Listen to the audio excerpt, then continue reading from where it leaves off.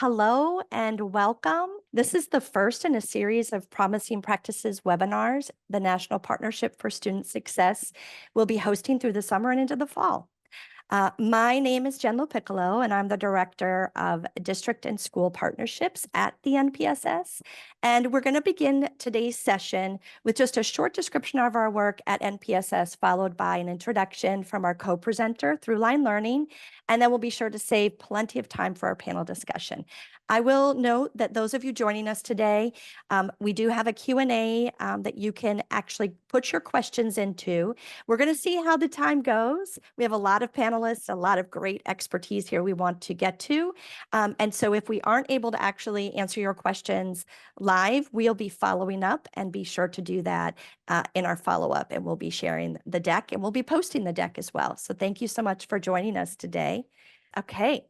So again, thank you again for joining us. I want to share just a little bit about our work if you're not familiar with who we are at the NPSS and what we do. But very quickly, we are a public-private partnership, which is led by the U.S. Department of Education, AmeriCorps, and the Johns Hopkins Everyone Graduates Center. And our real focus here is to think about the different student needs and how we might collaborate and how we might promote collaboration between school districts, nonprofit, state and local government. And our real commitment is to think about what does it look like to provide additional evidence-based, relationship-driven supports to our young people. The next slide, you'll see that our big mission here, which is to support the president's call to action to support an additional 250,000 caring adults.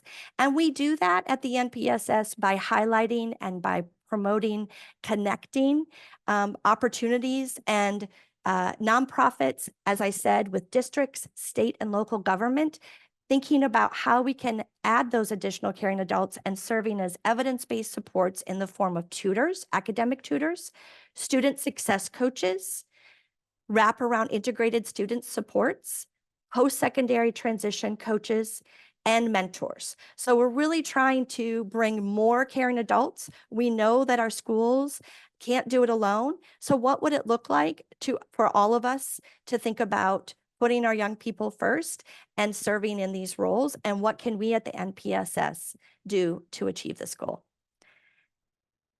Next slide.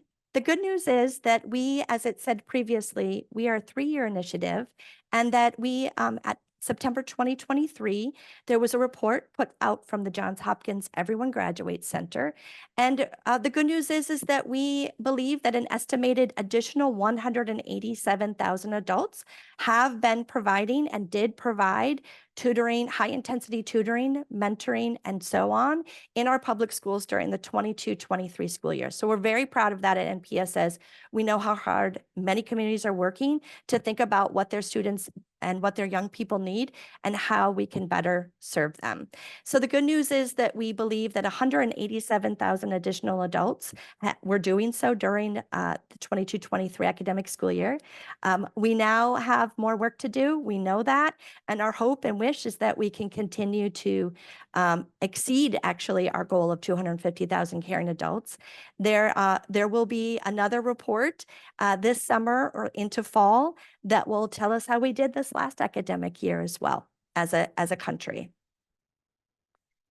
Next slide.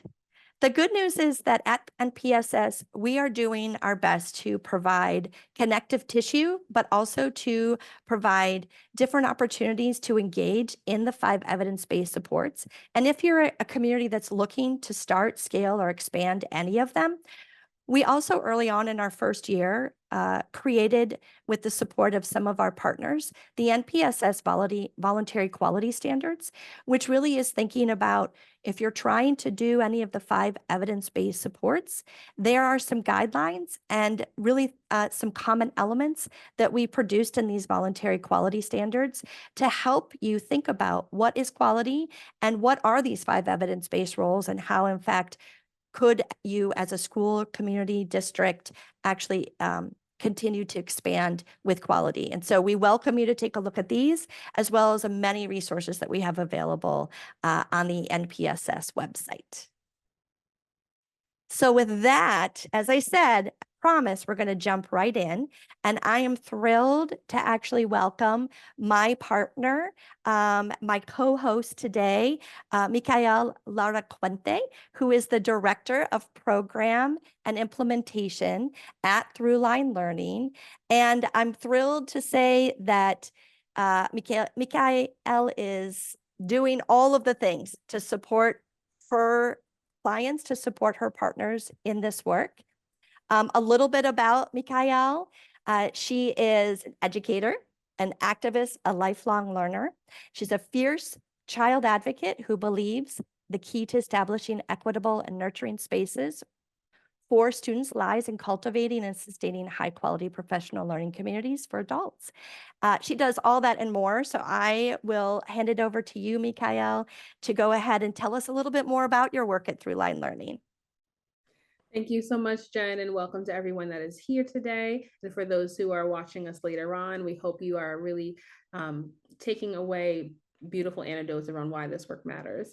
On the next slide, you'll see a quote from one of our stakeholders. As you read this, really keep in mind what's possible when we dedicate the efforts necessary to center student learning and community experience. To give you a little bit more around what we do and what our impact is, on the next slide, we're really just, our comprehensive model is ensuring that district leaders, school-based staff are receiving equitable support on various levels. So in the visual to the right, you can see our professional learning communities, observation and feedback, educator and leader coaching, and then being really student-centered in our data. All components combined create the container necessary to provide equitable support. And that really leads us into why we're here. When we're thinking about the data and we're thinking about the key stakeholders who already do the work, we recognize that there's so much still to be done. And so the next slide really features our community educator model. You might ask yourself, who and what are community educators? Well, truly in the world of education, whether you're adjacent or all in it, you know that there are so many pieces to being successful and being what our students need and what our families need. And so we wanted to bring another pathway in supporting the hard work of all of our school-based staff by finding additional and alternative pathways for key stakeholders who already know our students and affirm their point of intersection and their values by connecting with their first teachers, their parents, their stakeholders at home, their community members and allies. And so it's everyone who already does the work informally, helping them do the work in a really intentional way. Our next slide really kind of goes into the components within our community educator roles. They're serving as a mentor, an academic tutor, and ultimately a success coach, right? All of our students have particular needs, and our community educators with that comprehensive framework are learning the skills and strategies necessary to ensure that full wraparound aspect of serving our students holistically. And so to give you a little bit more into our approach, on the next slide, you'll see all the pieces that come together. So we bring together incredible humans from diverse backgrounds into the school setting. We provide them our comprehensive, culturally responsible and sustaining pedagogy training and framework, supplementing additional academic tech and non-tech products to support them in their tutoring. And then we build capacity by supporting both the community educators and the school at large to engage, to collaborate, and to be innovative. On the next slide, we see that the bottom lines truly are necessary. And so already immediate impact is having students experience success, not only in their human right and who they are and how they show pride, but also in their sense of accelerated academic growth. We see them taking more positive risk, being really free to engage in their learning, and to see themselves as lifelong learners. Long term, our long impact goals are around from the 3 to 7 year mark to really support this diverse teacher pipeline. As Jen mentioned, we have a huge goal ahead of us that is not only appropriate, but necessary. And so programs like ours support that charge with excitement. Well, we did it. Wonderful. Thank you, Mikael, so much. We're going to hear from you a little bit later on as part of our panel discussion. And I have the privilege of introducing our panelists as well as our moderator next. So let me begin first by introducing Amaryllis Barbosa. She is a community educator at Reservoir Avenue Elementary in Providence Public Schools. Amaryllis is also the mother of 3 and wonderful children that are also in elementary school. She teaches Sunday school, and she'll be able to tell you a little bit more about why she became a community educator, but ultimately is joined the Throughline Learning program to really expand on more ways to tutor students and to learn how to get students caught up in their curriculum. I'm also joined by her principal, Cynthia Torres. Cynthia is the principal at Reservoir Avenue Elementary in Providence Public Schools. Native of the Dominican Republic, Cynthia graduated from the Instituto Tecnológico de Santo Domingo with a bachelor's degree in economics, and then in 1994 immigrated to Rhode Island, and in 1996 started her work in Providence Public Schools. She was a teacher's assistant and then quickly realized that schools was where she needed to be and obtained her master's degree and taught for 16 years. After that, was accepted into the Principal Residency Network and completed her PK-12 Building Administration certification. And she is here with us today as the principal, as I said, at Reservoir Avenue, where she's been for the last 4 years. Welcome, Cynthia. We are also joined by Kolanis Amadis. Kolanis is a woman of faith, a proud wife of 18 years, and an awesome mom of 2 amazing kids. She is a community educator at Segway Institute for Learning in Central Falls, Rhode Island, and is truly just realized very quickly that her heart was in the classroom, and you're going to hear more about that. Welcome, Kolanis. Last but not least, Mr. Kevin Montoya. Kevin, you have spent so many years at Segway Institute for Learning doing just about anything, but you were a founding educator of Segway Institute for Learning located in Central Falls. You attended Rhode Island College to pursue a degree in education, and we're so happy you did. Has been there since 2009 and Kevin is now the K-8 principal at Segway Institute for Learning. Welcome, Kevin. And last, but certainly not least, I'd like to introduce you to our moderator today and a partner of mine at NPSS, Jennifer Boyce. Hi, Jennifer. She is the City Year Vice President, Student Success Coach Technical Assistance, and the actual Technical Assistance Director. And I'm thrilled to be able to turn the mic over to you, Jennifer, to moderate this wonderful panel. Thank you so much for being here. Thanks so much, Jen. Looking forward to our conversation today. So I'm going to get things started with our community educators first. So first, I'm going to ask Kolanis. So what can you share about the onboarding and ongoing support that makes this role successful? Good afternoon, everyone. So something that makes this, in my eyes, very successful is just the backup and the belief that you can see that they have in you. From the beginning, since we sat down with Mikael and we spoke about Throughline and their support for us with these specific kids, or even I'm helping specific kids achieve their goals in education.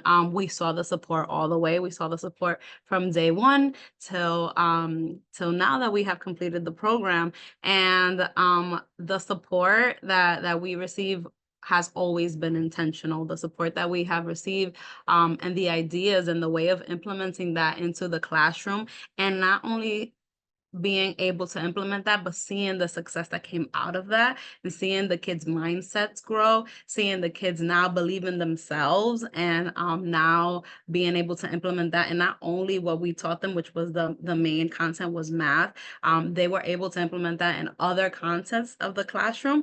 Is just wonderful to me. So I appreciate every single support that I have received from Throughline. Wonderful.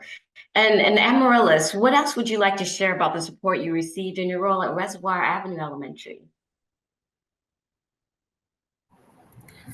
I'd like to say the support that we had is tremendous. Everybody from the principals to the teachers making time for us to tutor the kids in math was amazing. The kids made so much progress.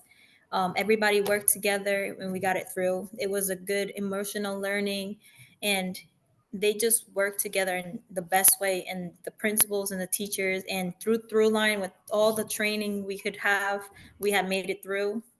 Um, we did we work together like we can. Awesome, that's wonderful. So I'm going to turn it over to you, Cynthia. So as a school leader of a large urban district, what do other districts need to consider when creating space for additional people-powered support within their school community? Be open to change. This is not your traditional way of doing things, but being open to that. I take a lot of pride in knowing my community. I know every parent. So just get to know your community. There's such a wealth of knowledge that we can tap into. And all they need is like a little crack in the door so they can just explode. And Amarilis is an example of this. Amarilis used to come help us for field day. Little that you know, I was watching her interaction with the students. And I remember the first time I approached her, she was, no, no, no, no, no. She was, I cannot do this. I'm like, just try it. Come on, please, please. And she is a star in our team, as well as my other community educators. I have grandparents. I have mothers. I have one community educator that is not very fluent in English, but the commitment that she has to this work is commendable. She'll have her translator, and she'll participate in all the trainings. So that's a testimony of they are invested in our schools, and that's what we need. People that are invested in our schools, our students. They want all students to succeed. So first, this is not your traditional way of doing things. Be open to that. It can be scary, but we do adjust throughout time. Think about your scheduling. I'm very transparent with my faculty. So I share this. This is the work that we are doing. And they open their doors right away to the community educators, and they have embraced them. So it's just being very upfront. I'm very excited about the work. So I think that's they can feel it, and it's just part of our community now. We have all our parents. We're excited. We don't see that all the time.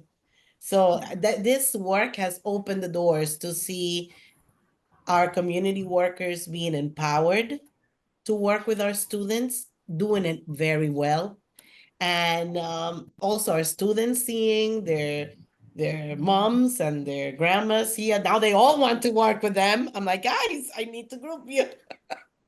They all want to be part of it. We started small as a pilot, and now it's just think ahead. How can you scale this work? Because it is very important. And the kids see themselves in each one of these community workers coming in. The power of the community. I love that. Before we go on to the next question, Kevin, I don't know if you wanted to add anything to that about when you think about adding additional people power to your school. Yeah, thank you for that, Cynthia. That was that really resonated with me, your messaging there about seeking out within the community. I think for me as a school leader, it's about rethinking the way you view your support professionals and community stakeholders of your school, kind of thinking about how you shift your staffing structure and add to the duties and responsibilities that are generally put on those on support professionals should always be considered, and really having a growth mindset about your staff. As we preach, teaching that growth mindset for our students, is how do we also model that for our staff and thinking of them as educators and putting them in the best position to do that work. I think as a school leader, it's important to like really look at your staff and see their potential and how do you help them realize that potential, and really seeking ways of like building their capacity to teach and lead and collaborate. For us, this is like evidence of the power of an all hands on deck approach on how you address the challenges we face as in our schools with teacher shortage and a lack of representation in education and the varying needs of SEL and academic needs since the pandemic.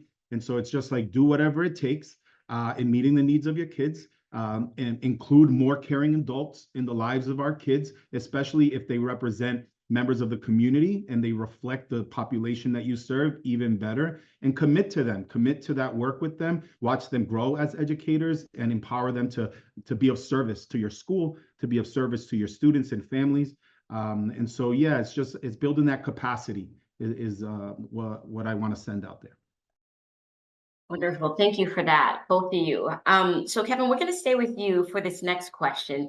So can you provide some specific bright spots where you see the community educators making an impact and what's making that successful?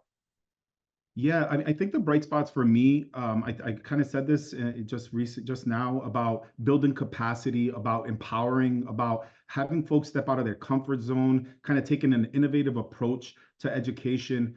Again, there's no mystery that Rhode Island is facing a teacher shortage, and it's leaving schools challenged to meet the needs of students. And I think this partnership with Throughline and AmeriCorps, we were able to kind of approach it with an all hands on deck and looking at the staffing structure and really putting folks in position to lead education in our school. We were fortunate to have 6 community educators this year who also serve as teaching fellows in our day-to-day. A couple of them were actually my former students, so that was a full circle for me, watching them be the teachers, and them being able to engage in meaningful professional development, build their capacity to teach, facilitating small group math interventions. And so just witnessing our community educators and their grow, like how they grew and how much they learned all year, is evidence of what can be done when you really put people in position to be successful and when you believe in the potential of your staff. And I just hope that this work will only feed into the pipeline of inspiring new educators to get into the field of education. Mrs. Amadis, who is pursuing that career. I'm trying to get 2 more of my alumni to really consider education as a field they get into. And I just think that their work had some residual effect on community educators, in modeling best practices and modeling the importance of genuine connection with students. Students learn from folks they care about. And the more they care about you, the more they want to learn from you. And I think our community educators really embodied that and really kind of had an impact in our school in sharing those best practices. Their sessions with students there was always evidence of like a genuine effort to build rapport, establish relationships with students. They took time in their lessons to prioritize getting to know students, to kind of hear what they were thinking, what they want to be, who they see themselves to be as students. And so I just think it promoted like authentic engagement because there was authentic connections. And I think those learning partnerships between students and community educators was the difference and can be the difference in education, where students and teachers are partnering. They're true partners in the work. So in its essence, I just found it to be kind of culturally responsive teaching at its finest. And not only was it at that level, but then the community educators actually presented to the staff, school-wide staff, during one of our internal, like Each One Teach One conference, which is a conference put on by our school. Sometimes we invite folks from the community to be in attendance for that. And so our 6 community educators, alongside with Mikhail from Throughline, they facilitated a workshop for Segway staff and engaging them in their own productive struggle and having them engage in learning about strategies to kind of build positive academic mindsets in students. It was an opportunity for them to learn from their colleagues and learn from the classroom support professionals. And I think thinking of, it's the first time ever that we had fellows really genuinely engage staff in meaningful professional development. And I think if it wasn't for that partnership with Throughline, and if it wasn't for the work that our community educators engaged in, we wouldn't have been able to get that message about shaping an academic mindset. because we know that that's what combats, you know, the impacts and the effects of poverty. And I think that our community educators did that by having them reflect on dependent learners in their classrooms and how we can help build some more independence in our students, by helping them overcome what is called the learning pit. That stuck with me, that resonated with me. Hearing a third grader teach me about their productive struggle and learning about how they get stuck in this pit and what they have to do, strategize, how they get themselves out of this ditch. I was blown away because I've learned about productive struggle through Zaretta Hammond's work, but hearing it from a student teaching it to me, it just hit me differently, you know. And having staff experience what kids feel in the classroom with stress and discomfort and lack of intelligence, and them having see adults struggle to get out of their own learning pit, really was impactful. It solidified for me how important this work is in really making an impact on our students, not just academically, but their SEL needs being addressed as well. So yes, I appreciated this work so much, and there's so many bright spots to talk about, but those are the three that really stood out for me. Yeah, thanks so much. Students learn from people they care about. That's a powerful, powerful message. I don't know, Cynthia, if you wanted to add any bright spots at Reservoir Elementary or Avenue Elementary as well. Of course. I think that I remember the first time that I went to my we are a large district. And the first time that I went to the district office and I started pitching this work, and it was like, okay, it was just me. And seeing, and I think that they gave me that token of confidence of, okay, go ahead. You do this work, and now seeing the result is like I told you so, we could do this. I think that has been the satisfaction. And walking through, one day I was walking the hallway and I saw at one table a group of students with a community educator, and another table close by were small buildings, so every nook and cranny we use. The rich conversations, like just like Kevin said, that were taking place. Students were setting goals for their own learning. We talk about, oh, our kids need to have ownership of their learning, but it was that thread of, this is how I'm setting goals for my learning, and this is how I'm going to get out of that learning pit. And the kids are taking this very seriously. This is what I can do. They're internalizing what they're learning from the community educators and transferring that to all the subjects. We identify math at our school because it was the subject that we need the most improvement on. And we are targeting by standard. And this is the work that had been taking place. And I couldn't be more happy to have Throughline as our partner. Mikhail spearheading this work.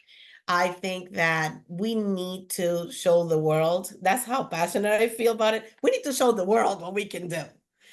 Because we all take about, okay, all hands on, and it takes a village, but this is what we can do when we all come together. So that has been some of our highlights. Wonderful. Helping young people advocate for their own learning. It's powerful.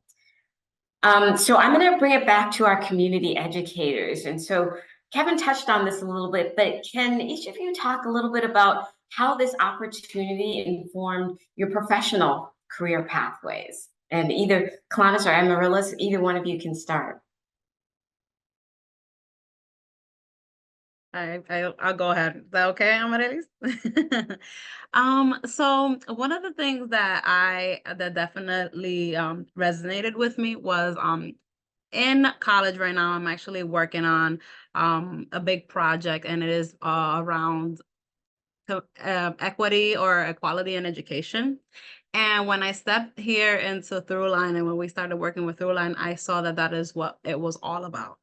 The equality in education, how we can definitely get these kids to understand that there is no such thing as a developmental, like, inappropriate moment, or like there is nothing that they can probably diagnose over your life or diagnose that can stop you from achieving what you need to achieve. There is no such thing as that. And it resonated with me because I've been working really hard in school to try to kind of like prove that that is a thing. And so when they came into my life and they helped us, it was just data after data. And I was like, look at this. This is exactly what I needed to prove my statement and my thesis, right? And what I've been working on. That when you try really hard and when you push these kids to understand that the same level that they can get to, everybody matters and everybody is equal. And so I think that is one of the things that Throughline definitely helped me in. So adding to what she said, the kids learn a lot, especially when it comes to like somebody wanting to hear them. A lot of kids would love to be heard, and they love to be heard, but they also want to know, like, I know this, you can do it, we can do it, we all know it. Like they will, how do you say, they would lean on one another, but they also know they have to be independent because they cannot rely on their peers to do it for them.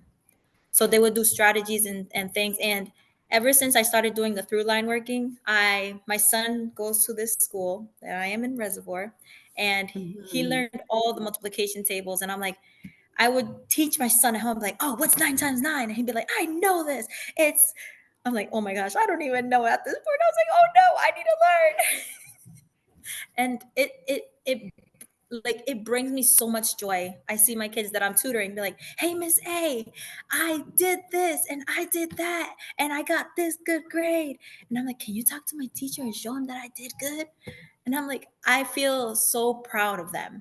And especially when they have something to do, they're like gonna learn it. They're gonna be at it. I'm like, we'll do this. We can do this. And they get it through. It's that good epitome of just getting there. And the principals, the teachers, everybody just works together to make it work. Because we do have a small school, but we made it work. I would like to add something about Amarilis. Amarilis came to us as a parent volunteer, and now she's a certified teacher assistant. So she went and she obtained her certification. So that's a testimony of what this work can do for not only our students, but also our parents, our families, because now, she's bringing something else to the table, not only to our students, but also her own family. So we all win. Yeah, everybody wins. Thank you for that. Everybody wins. Awesome. All right. So Mikhail, I want to invite you to join us again. So give us a second to let her get back on camera. So a question for you. So many organizations are eager to increase their capacity and begin new partnerships, but they're finding it difficult to rebuild back to pre-pandemic engagement. So what's been helpful for Throughline as you think about increasing this support? What can you share with folks about how you've done that? Well, I think it first starts with just the mindset of the stakeholders who want to partner. Working with Kevin and Cynthia has been a tremendous joy. I feel comfortable saying without Throughline, they were already doing the work necessary, and both learning institutions are places where children are seen, affirmed, and valued.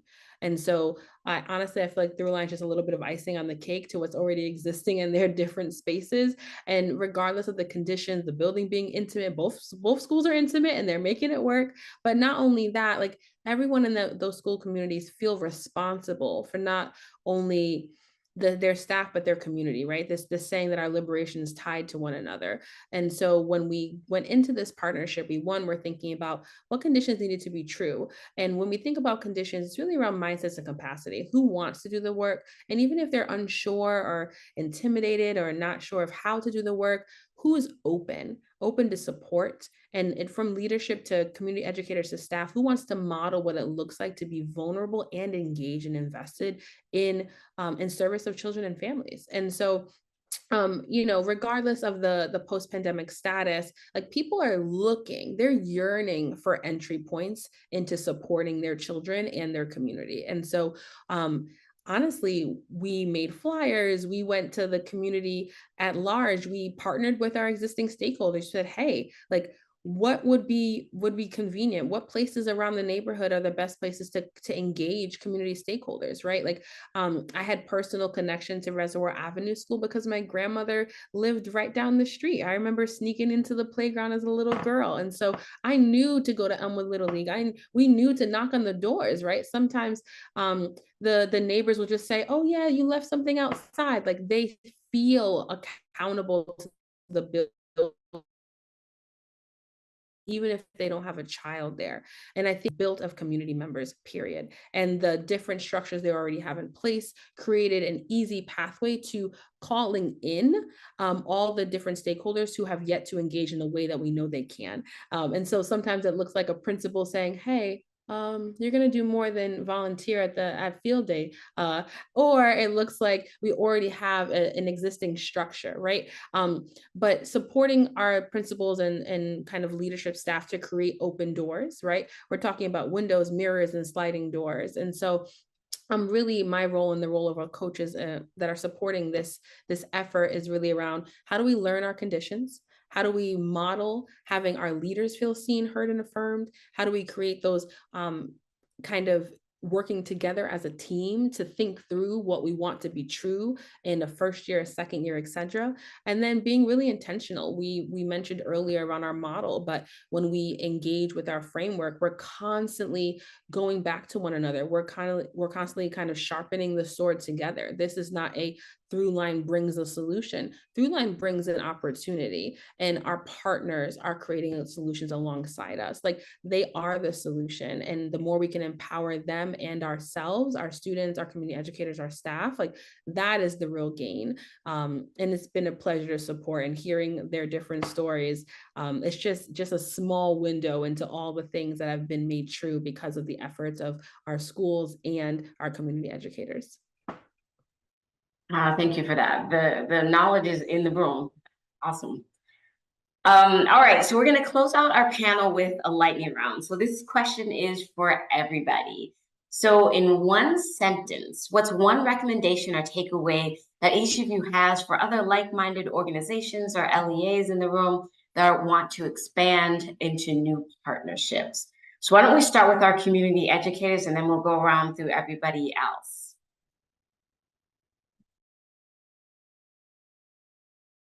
Amaryllis, do you want to start this time?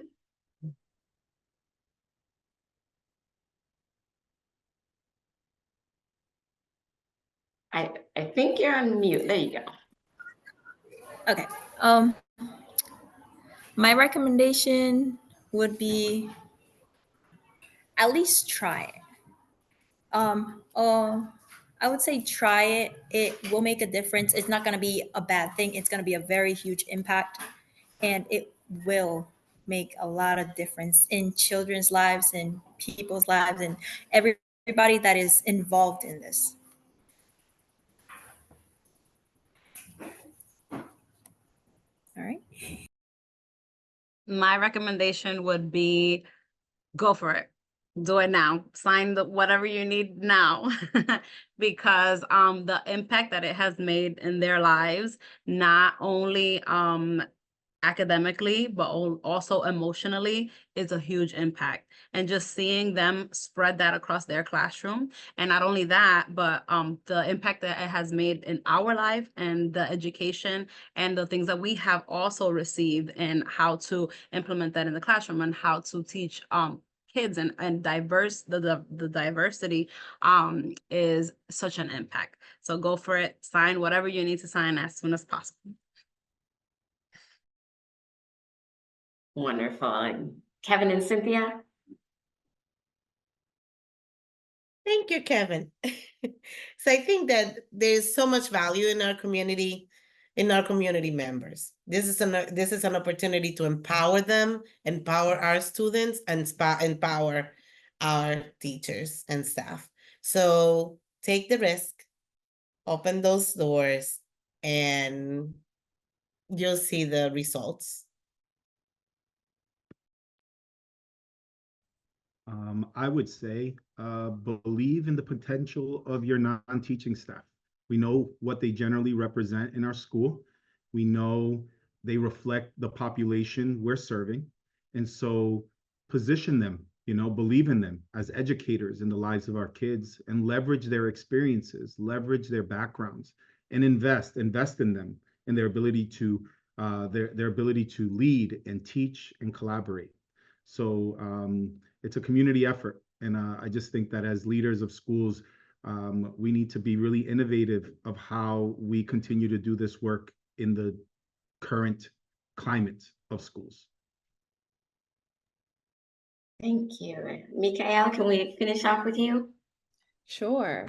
I think there's something so stunning when you acknowledge guardians, parents, and community members as a child's first teacher. When you do that, it creates infinite possibility for long-term innovation in our education system. Children just deserve more time with caring adults who already know them and believe in their potential.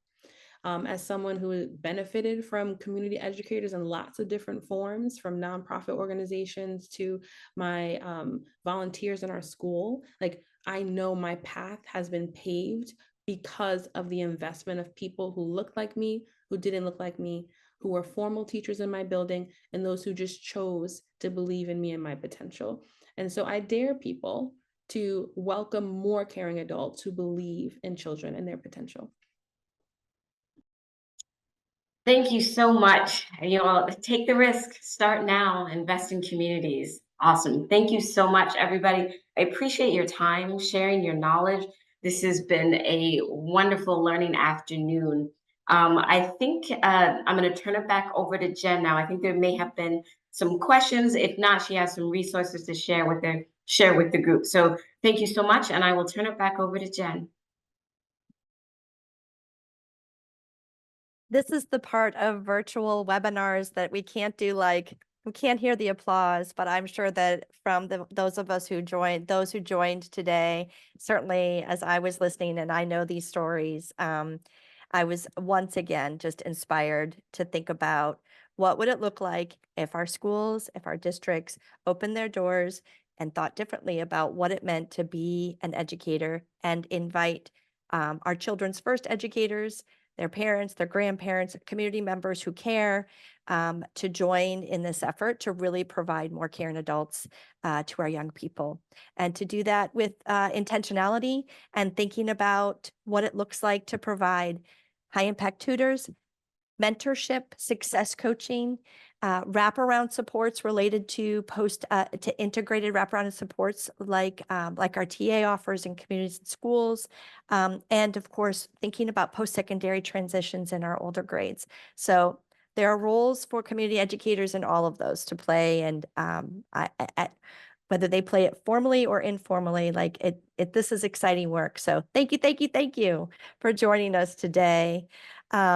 I wish we had more time. I am going to go through a few more slides. Andre, if we could bring those up. And I would be remiss also, apologies, Jennifer's not on the screen now, but thank you, Jennifer, for moderating and for being a partner of the NPSS Hub and sharing your expertise. And so thank you. We do have, it wouldn't be an NPSS webinar if we didn't have a resource in addition to these stories and to these real experiences to share. So we wanted to take a minute, and one of our supporting champions at the ASU Mary Lou Fulton Teachers College, as well as another one of our champions, and many others have contributed to this work as well in Step Up Learning, and of course with support from Annenberg Learner. They actually, I wanted to share this. So as you're thinking about community educators, and we didn't get to hear from Reservoir Avenue Elementary as much about their assessments curriculum that they use to support their community educators and to provide them with tools to like do some of their tutoring work. But and you can, if you have a question, you can definitely put that in, and we don't have time now, we can answer them later. But another resource is you think about like how might I support my community educators? Like, what does this look like? This is a really interesting resource that has just been launched. It's a set of high impact tutor training resources to equip tutors community educators who are tutors with the knowledge and skills needed to really help their students succeed. So what they have created in partnership with, again, many others as well, is a set of 12 nano courses on the fundamentals of high impact tutoring, as well as 12 nano courses on evidence-based practices for elementary math tutoring. And so this might be an interesting place for you to take a look if you are a community educator, if you're an organization who is working to bring more community educators to our schools and to our districts. And also, if you're a district looking to figure out how to do this work. So you'll see that there are resources and you can access them there by visiting that site and signing up, or emailing the organization if you're looking to receive multiple licenses as a tutoring organization. So we would be remiss not to at least remind everyone that this is one of many, many resources out there, but and there are many more on our website as well. Next slide. Also, our friends at Throughline Learning would also like to stay connected. And so anyone who registered today will be sharing these links, but you can also go and subscribe to their newsletter and connect with their team as well. And of course, follow them on social media. So as you continue to think about this work, and whether you're new to NPSS or whether you're a supporting champion already, there are a few ways that we want to encourage you to keep us on your radar. If you're new to NPSS, or maybe you've heard of us, but you haven't yet become a supporting champion, we invite you to do that and join our growing coalition of supporters nationwide. We have well over 160, 170 supporting champions who've said, yes, I subscribe to wanting to bring more caring adults to our communities, and by way of one of these 5 evidence-based supports. And I want to learn more. I want to be part of the connective tissue that is NPSS. And so feel free to join. There's a place on our website that you can just fill out a form if you're a nonprofit or school or district or state organization to do that. And then, of course, we have monthly calls. And then you can also come, we are actually going to continue to offer these promising practices webinars. Our next one is going to be a part 2 of our series, and there's going to be at least 3, maybe more. We could talk about the work here in Rhode Island for many more, but we're going to also visit something that I think is also really powerful, which is how might schools and districts really utilize a near peer student support model. So thinking about the students right in their buildings as additional supports to their students, maybe in the lower grades. And last, we do offer, if you're not familiar already, we offer free technical assistance at the NPSS Support Hub. And what that means is to any state, district, school, other public or nonprofit entities, you can fill out a form and you can say, I want to learn more how to do this. Ask us a specific question or ask a more generic question related to one of our 5 evidence-based supports. And we'll get back in touch with you and attempt to connect you to one of our TA providers, of which City Year is one, Communities in Schools, NCAN, the National College Attainment Network, Accelerate, and the National Student Support Accelerator are also, and Communities in Schools are also our TA supports and TA leads, who we will first work with and then figure out how we can be more helpful to you in wanting to bring more of these opportunities to your students and communities. So I do believe we have a little bit of time. Do you see any questions in the chat that we might bring to I do. forth? So from an anonymous attendee, our question is, sounds like a great year and project. I'm wondering, for each school, where would you like to go next with this type of work? I'll jump in real quick because it's what we've been talking about here. And so we're looking to extend our partnership with Throughline. We met to kind of vet out some potential professional development and how to expand this level of tutoring. I know that there were some teaching fellows in our building that were incredibly jealous that some of them had the opportunity to engage, and they were wondering, why not me? Why not me?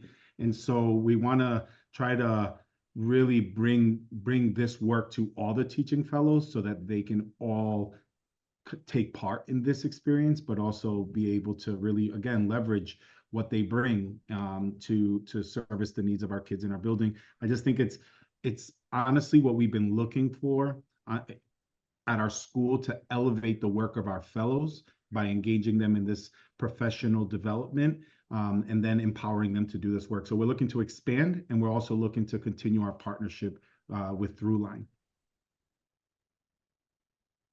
Likewise, at Reservoir, we are trying to continue this partnership for next year and also scale this. At the moment, we have 4 community educators, but we want to expand and add in a few more educators, as well as our partnership with assessments. It has helped us to have quality materials that are standards based. So we want to continue with our partnership also. And our next question, and this is real, right? Like, what have been the biggest challenges to this model? And of course, how have you overcome them? And I think school leaders, if you wouldn't mind answering this question in particular. I think that the initial one was, okay, what is it that we are going to target? As leaders, we see the big thing, and it's a lot. So we need to really be strategic and narrow. Okay, what is going to give us our big bang for a buck? So that's why we were able to narrow to certain standards based on our data. From the beginning of our partnership, it was that was our goal, base all our decisions on our data. And we were able to do that. I think, it takes a lot of logistics in order to have access to all this, especially for an external partner, but we were able to get there. So I think is just move things along at the speed that we really want. Sometimes can be difficult, but just don't give up, keep going.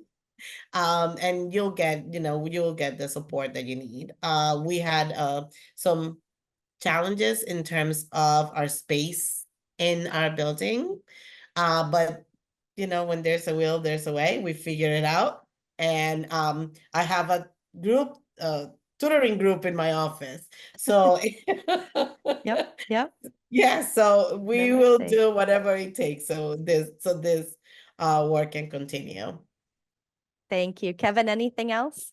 I would say that, we're putting folks in position to teach and lead the teaching. And I think, for some of our teaching fellows, they've never been positioned in that way. And so I think there was a huge lift on getting them out of their comfort zone and really kind of taking this next step in their evolution.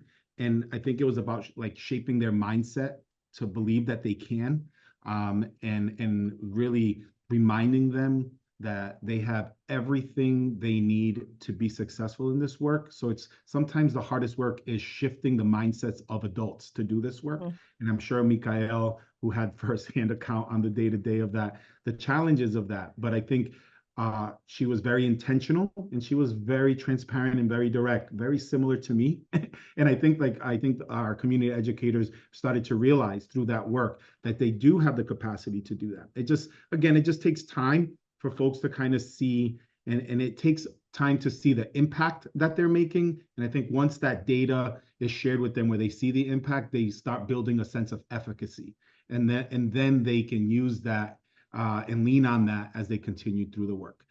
So I would say that maybe that was a challenge. Other than that, I think we were really set up well here structurally, staffing wise, to take this work on. Wonderful. Well, that concludes our first in a series of Promising Practices webinars. And I think we started off with a bang here. So once again, thank you to our panelists. Thank you to Throughline Learning. And thank you to Jennifer for your moderation. We'll see you next time. Please subscribe to our newsletter and engage with us. And we welcome additional conversation and, of course, questions if you have any following today's webinar. Thank you so much.